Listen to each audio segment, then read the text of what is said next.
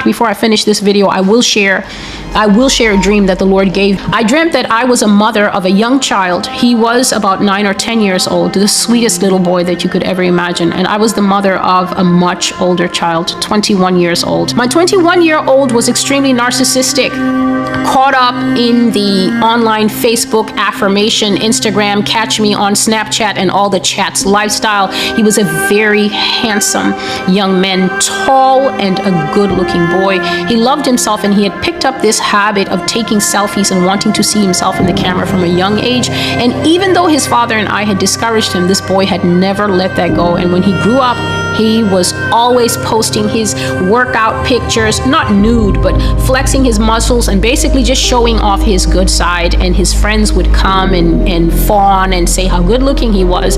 The younger one was such a sweet and obedient child, and he was still at that age where boys will sit on their mother's lap and let her cover his face with kisses. And then my younger son died. It was terrible in our community.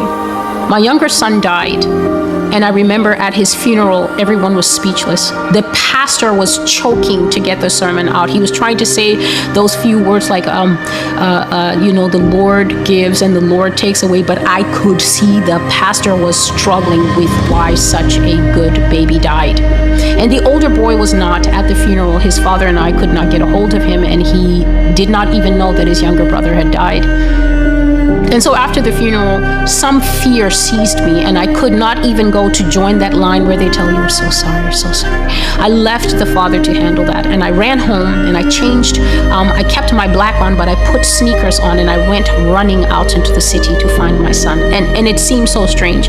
That double sky that I'm always talking about was in this dream. It was a brilliantly sunny day, crisp and cold. My son had died in autumn. And I was running through the streets so desperate that I was asking strangers, "Have you seen this boy?" And I was showing my child. The sky was crisp and sunny, and yet at the same time, I saw what I call the end times sky.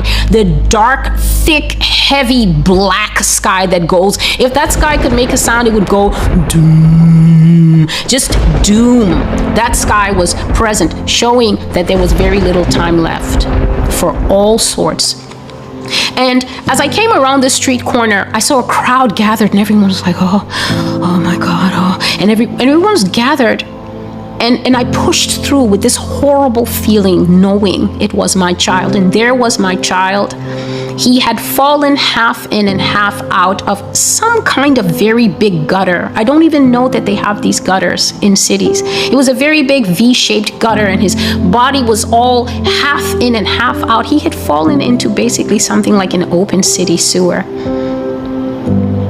And I froze, and everybody was quiet when they realized that I was this boy's mother. And I said, did you see how he died? I was so calm. I was like, how did he die? Did someone push him? Did he fall and break his neck? Did someone hurt my child? Please tell me. Don't be afraid. Tell me how he died. And people were silent and staring at me. And then an old man standing at the back, he said, I saw him. Something struck him, miss. He said, I saw him. He was doing this. And the man made the motion of this generation's lifetime, pastime, the all-important God of this selfie. Men will be lovers of themselves in the last days. The old man lifted his hand and said, he was doing this, and I saw him taking them, and something struck him, ma'am, and he fell into that gutter. And I think that's how he broke his neck. And then I realized that I was living in the times where God will take the sweet children, the good children, the children that are not doing any harm. He will bring them to himself to keep them safe.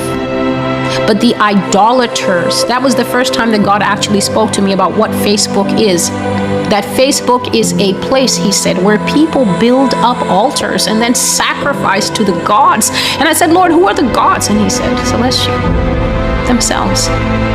They build up altars and then they worship at their own altars, and they invite their friends to come over with likes and hearts and thoughts, and I love this. And then they worship at one another's altars and go and visit the other person's altar. You may disagree, of course.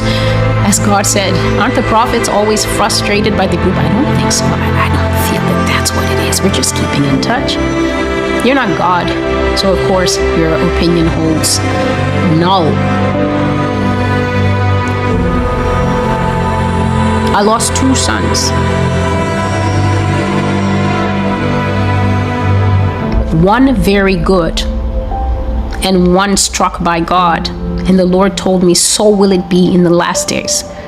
Both the unrighteous and the righteous will go home.